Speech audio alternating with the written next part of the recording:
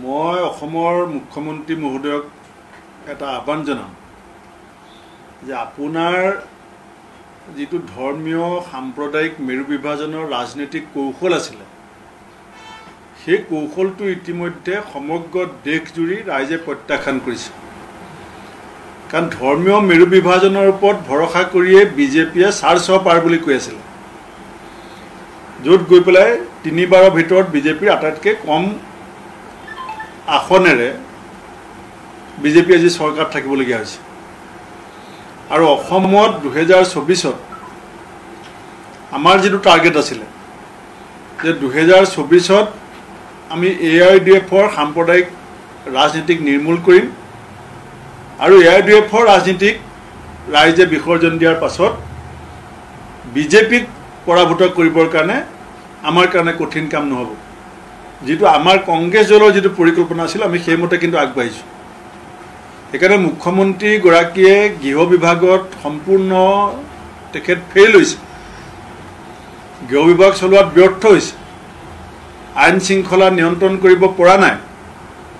আজি ডিব্ৰুগড়ত কৃত্ৰিম বানত গোটেই টাউন নগৰৰ মানুহ ডুবি আছে হাজাৰ হাজাৰ মানুহ ৰিলিফ কেম্পত আছে যোৱা সময়ছোৱাত প্ৰায় 41 জন মানুহে বানপানী গৰাখহনীয়াত মৃত্যুমুখত পৰিছে স্মাৰ্ট সিটি কথা মানুহক পাহৰাব বিচাৰিছে চাহ শ্ৰমিকৰ মজুৰি কথাবিলাক এতিয়া ওলোৱাৰ সময় আহিছে এই কথাবিলাক পাহৰাবৰ কাৰণে তেখেতে যিটো নেৰেটিভ সেট কৰিছে যে মই একো নকৰিলেও হ'ব কেৱল হিন্দু মুছলমানৰ মাজত এটা সংঘাত যদি মই সৃষ্টি কৰি দিব পাৰোঁ এই দুটা সম্প্ৰদায়ৰ মাজত যদি ঘৃণা সৃষ্টি কৰিব পাৰোঁ বিদ্বেষ সৃষ্টি কৰি দিব পাৰোঁ তেতিয়াহ'লে বিজেপিৰ যিটো ৰাজভঁৰাল শূন্য বিকাশ কৰিবৰ কাৰণে কোনো সুযোগ নাই মদৰ উপাৰ্জনেৰে ৰাজ্য চলাব বিচৰা চৰকাৰখনে এতিয়া হিন্দু মুছলমানৰ ৰাজনীতিটোক তেওঁলোকৰ চৰকাৰখন টানি নিয়াৰ এটা কৌশল বুলি ভাবিছে এইটো ভুল এইকাৰণে ভুল যে অসমৰ মানুহে সাম্প্ৰদায়িক ৰাজনীতিক প্ৰশ্ৰয় নিদিয়ে আজি AIUDFক কেতিয়াবা হিমন্ত বিশ্ব শৰ্মা ডাঙৰীয়াই কমিউনেল বুলি কৈছিলে নেকি আজি মুছলমানসকলক তেখেতে এই কাৰণে কমিউনেল বুলি কৈছে যে যিটো দল জীয়াই থকা হ'লে বিজেপিৰ লাভ হ'লতেন সেই দলটোক তেখেতসকলে আমাৰ আহ্বানৰ প্ৰতি আমাৰ সিদ্ধান্তৰ প্ৰতি সঁহাৰি দি পেলাই অসমৰ ৰাজনীতিৰ পৰা চিৰ বিদায় দিলে সমগ্ৰ দেশক নহয় গোটেই পৃথিৱীক জনাই দিলে এটা বাৰ্তাৰ মাজেদি ধুবুৰীত যেতিয়া ইণ্ডিয়াৰ ভিতৰত হায়েষ্ট ভোটত জিকিলে অৰ্থাৎ গোটেই বিশ্ববাসীক জনাই দিলে যে সাম্প্ৰদায়িক ৰাজনীতিৰ এটা মুদ্ৰাৰ এটা পিঠি মোহাৰি পেলোৱা হৈছে অসমৰ সাম্প্ৰদায়িক ৰাজনীতিৰ মুদ্ৰাটোৰ এটা পিঠি মোহাৰি দিয়া হ'ল 24 চনত আৰু ইটো পিঠি 26 চনত মোহাৰ খাই যাব আৰু গৰু খুটিত মই কাৰোবাৰ উত্তৰ দিবৰ কাৰণে কথাটো কোৱা নাই গৰু খুটিত য'ত 100% ইছলাম ধৰ্মী ভাৰতীয় নাগৰিকৰ ভোট আছে তাত 400 ভোট বিজেপি প্ৰাৰ্থীজনে পাইছে বেলেগ গোটেই অসমৰ চেণ্টাৰৰ কথাত নাপাত দিয়ক আপোনালোকে উলিয়াই লওক চিপাজাৰ সমষ্টিৰ গৰু খুটিত তাত 400 কেইটা ভোট বিজেপিয়ে পাইছে আপুনি কথাটো এই কথাবিলাক এতিয়া ৰাইজে শুনিব বিচৰা নাই ৰাইজে এই কথাবিলাকক লৈ কংগ্ৰেছ বিজেপি ব্যস্ত থকাটো বিচৰা নাই ৰাইজে পাতিব বিচাৰিছে সংস্থাপনৰ কথা আৰু তেওঁলোকে পাতিব বিচাৰিছে এই কথাবিলাক ভোট আহিলে ভোট পাৰ হৈ গ'ল ভোট ৰাইজৰ গণতান্ত্ৰিক অধিকাৰ ৰাইজে যাক দিব লাগে যাক ভাল পাই দিলে আমিও কোনোবা ভাষিক সম্প্ৰদায়ৰ ভোট আমি হয়তো 10% 15% পাইছোঁ তাৰ কাৰণে আমি নিজৰ মাজত আত্মমন্থন কৰিছোঁ যে আমি এই পাৰ্চেণ্টেজটো আহি থকা সময়ত কেনেকৈ বঢ়াম আমিও কোনোবা ভাষিক সম্প্ৰদায়ৰ মাজত আমি চেণ্টাৰবিলাক চাইছোঁ যে আমাৰ ভোটৰ পাৰ্চেণ্টেজ বৰ ভাল নহয় আজি সমগ্ৰ উজনি অসমৰ 5টা সমষ্টিত আমি এফালে সন্তুষ্ট যে আগতকৈ ভোট বহুত বাঢ়িছে কিন্তু আমি এই কথা পাহৰি গ'লে নহ'ব যে আমি জিকিব পৰা নাই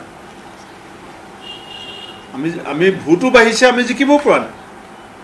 আমি সেইখিনি আত্মমন্থন কৰিম এইটোখিনি বিজেপিও কৰক কিন্তু গুড গভৰ্নেন্স এতিয়া ৰাইজৰ আশা আৰু মুখ্যমন্ত্ৰী মহোদয়ে পাহৰি যাব নালাগে যে আপোনাৰ গুৰিত এতিয়া 18 পৰা 20 মাহ সময় আছে চৰকাৰ চলাবলৈ এই 18-20 মাহ যদি আপুনি এই কামত লাগি থাকে অসমত বিজেপিৰ অৱস্থা অযোধ্যাত যেটো হৈছে আমেথিত যেটো হৈছে বেনাৰসত যেটো হৈছে হেতু বেনাৰসত যেনেকৈ 3.5 লাখত জিকা প্ৰধানমন্ত্ৰী ডাঙৰীয়া এইবাৰ ডিফাৰেন্ট 1.5 লাখলৈ আহিলে এইবিলাক কথাত লাগি থাকিলে আপোনাৰ জালুকবাৰীত আপুনি হয়তো জিকিব পাৰিব কিন্তু ডিফাৰেন্স বহুত কমি আহিব আমিতো 15 বছৰ শাসনত আছিলোঁ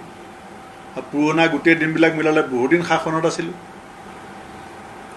কথাটো গতিকে আপোনাক মই তেওঁলোকক এইটো মই নীতি শিক্ষা দিব বিচৰা নাই আপুনি যিকোনো সাধাৰণ ৰাইজক গৈ পেলাই সোধক যে এখন চৰকাৰৰ পৰা আপোনালোকৰ আশা কি চৰকাৰত যদি বিজেপি বৰ্তি থাকিব বিচাৰিছে তেতিয়াহ'লে তেওঁলোকৰ ভিজন ডকুমেণ্টখন বেয়া নাছিলে য'ত লিখা আছে বানপানী গৰাখহনীয়া সমস্যা স্থায়ী সমাধান কৰা হ'ব সেইটো কামত লাগক ভিজন ডকুমেণ্টখন আকৌ এবাৰ বিজেপিয়ে পঢ়ক কিবিলাক কথা পঢ়ি শুনি ৰাইজে বিজেপিক ভোট দিছিল স্মাৰ্ট চিটি কথা এতিয়া ৰাইজৰ মুখে মুখে আলোচনা হৈ আছে এতিয়া যি ধৰণে কুৱেশ্যন পেপাৰ লিক হৈ আছে এটা শিক্ষা বিভাগৰ এপছ সমৰ্থ এপ চলাবৰ কাৰণে চৰকাৰ যেনেকৈ অসমৰ্থ হৈ পৰিছে এই কথাবিলাকত মনোযোগ দিয়ক তেতিয়াহ'লে ৰাইজৰো ভাল হ'ব আৰু ৰাইজে এই ধৰণৰ আশা চৰকাৰৰ পৰা কৰি আছে বিধানসভাৰ অধ্যক্ষগৰাকীও আইনৰ উদ্ধত নহয় মুখ্যমন্ত্ৰীও আইনৰ উদ্ধত নহয় এজন মুখ্যমন্ত্ৰী আজি জেলৰ পৰা ওলাইছে এজন মুখ্যমন্ত্ৰী এতিয়াও জেলতে আছে এই বৰ্তমান ভাৰতবৰ্ষৰ প্ৰেক্ষাপটৰ কথা মই কৈ আছোঁ গতিকে এনেকুৱা কথা নহয় যে দেশৰ যিকোনো নাগৰিকে সাংবিধানিক গণ্টিৰ ভিতৰত থাকি যিকোনো ভুল আঙুলিয়া দিব পৰা অধিকাৰ আছে মই অসম বিধানসভাৰ অধ্যক্ষ ডাঙৰীয়াৰ পৰা জানিব বিচাৰিছোঁ যে ৰাহুল গান্ধী ডাঙৰীয়াক চুৰাট ন্যায়ালয়ে সিদ্ধান্তটো দিয়াৰ 48 ঘণ্টাৰ ভিতৰত যে সিদ্ধান্ত হৈছিলে সেইদিনাখনটো সকলোৱে ভাল বুলি কৈছিলে আপোনালোকে যে আপোনাক ইমান ঘণ্টাৰ পাছত ঘণ্টা কিয় লাগে ঠিক আছে প্ৰচিডিউৰ মতে হ'ব প্ৰচিডিউৰটোৰ কাৰণে ক'ৰবাত লিখা আছে নেকি বিধানসভাৰ ৰুলত ক'ৰবাত লিখা আছে নেকি যে এই প্ৰচিডিউৰটো কমপ্লিট কৰিবৰ কাৰণে অধ্যক্ষ 2 বছৰ ল'ব তেখেতে যে ৰাজনৈতিক